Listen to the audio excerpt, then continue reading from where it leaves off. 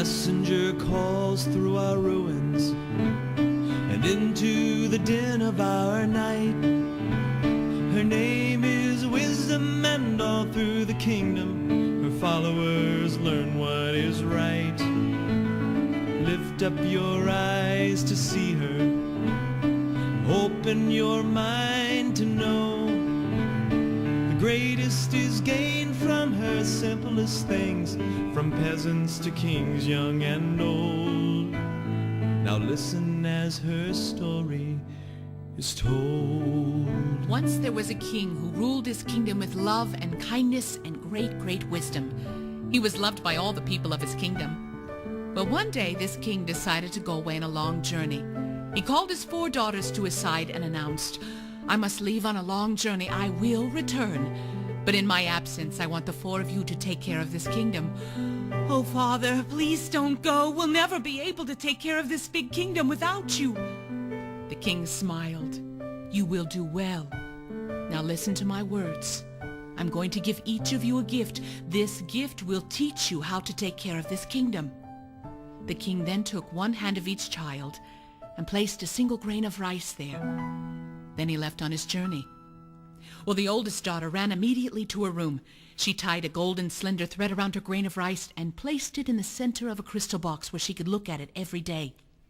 The second daughter went to her room, to her secret hiding place, and there she found her treasure box. She emptied out all of her treasures and placed the grain of rice down into the darkness, double-locked it, and hid it away in the palace where no one would find it. The third daughter was a very practical daughter. She knew everything about everything in the whole wide world. Maybe you know someone like this? She looked at her grain of rice and said, "This is like any other grain of rice I've seen." And she threw it away.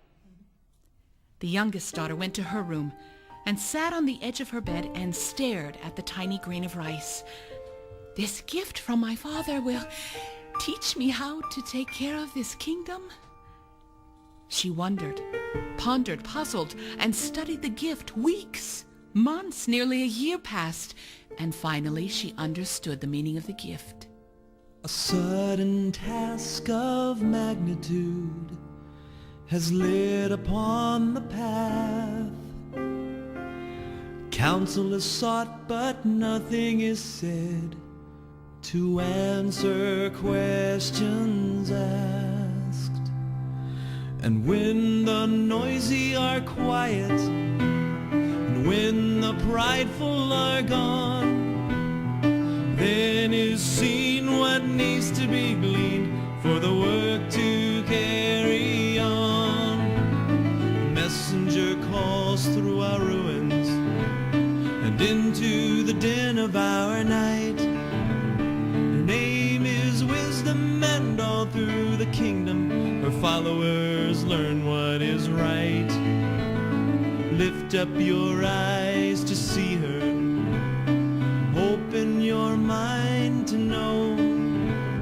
The greatest is gained from her simplest things, for peasants and kings young and old. So listen as her story is told. Well, the months turned into years, and the 4 daughters took care of the kingdom. Then one day the king returned. His beard was full now and snowy white. His eyes sparkled with new understanding. The king greeted his children and said, "Where are your gifts?" The oldest daughter rushed to her room and brought back her crystal box. "Father, can you see the golden slender thread I tied round my grain of rice?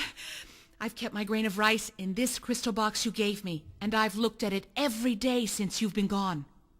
The king accepted the grain of rice back from this daughter. Next, the second daughter presented the king with her sturdy wooden treasure box. "Father, all these years I've kept my grain of rice locked up safe in my special treasure box, hidden away in the palace. No one knew where it was. In fact, I forgot where it was a couple of times. Here it is." Again, the father accepted the grain of rice back from this daughter. The third daughter, the practical one, the one who knew everything about everything in the whole wide world, she'd rush to the kitchen to get a grain of rice from the cook. Without looking at her father, she said, "Here is my grain of rice, Father." And the king took that grain of rice back, knowing all the time where it had come from. Finally, The youngest daughter stepped before her father empty-handed. She was dressed in work clothes, dirt smudges everywhere, tools sticking out of her pockets. "Father, I don't have the grain of rice you gave me the day you left." "Whatever did you do with it?" "Father, I took that gift, that grain of rice, and studied it for a long time. Finally, I understood the meaning of your gift. I realized that little tiny grain of rice was a seed. So I planted the seed in the ground and this beautiful rice plant grew. And from that plant I harvested seeds. Then I planted all of those seeds and harvested, and I planted and harvested and planted and harvested. And Father, come look out the window with me." The king followed this youngest daughter to a large picture window in the palace. A window that looked out upon an enormous rice field, stretching as far as the eye could see, enough to feed that kingdom and probably another kingdom. Well, the king turned to this youngest daughter, and with tears in his eyes, he said, "You, my dear child, have learned the meaning of your gift." Then he did an amazing thing. He took the crown from his very own head and put it on this youngest daughter's head. "And you, my dear child, will continue to take care of this kingdom for me." And from that day on, the youngest daughter took care of this kingdom, and she did it with love and kindness and great, great wisdom, just like her father, the king.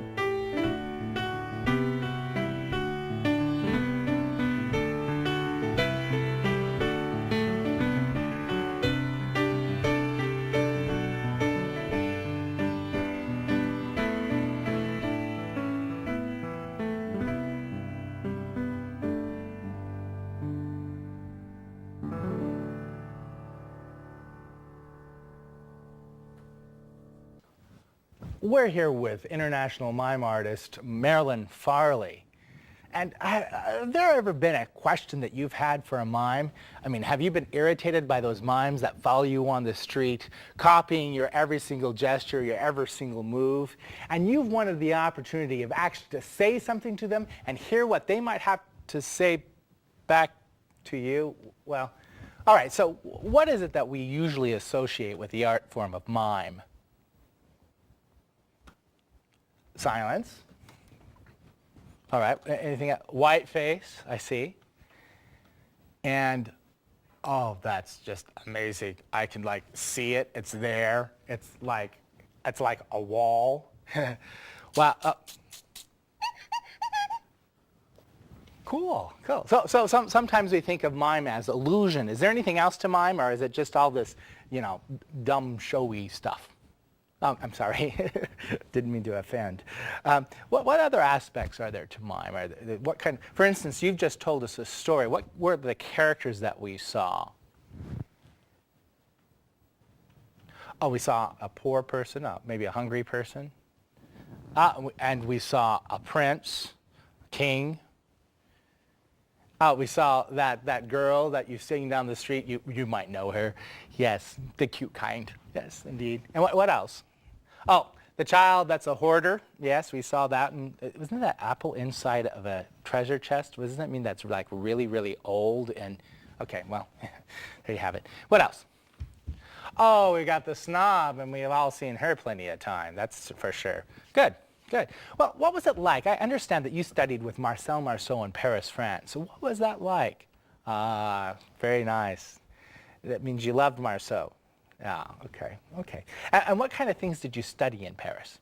Now, what does it mean to be a mime? I mean, do you spend 24 hours a day just going around doing the wall, doing 00, isolations of the head, and weird body contortions? Interesting. And what other types of things would you have studied at Marceau's school?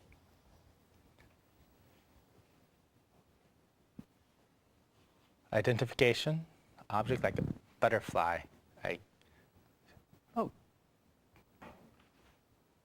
Now, was it just mime itself that you studied there, or were there other art forms that you studied? Ballet. Okay, what else? Fencing. Oh my goodness. Cool. Swimming. Wow. So that is to say that, indeed, we have seen a mime today where we've seen it beyond just walls and walks and illusions and beyond just that person that irritated you on the street. Today we have seen mime as it can be.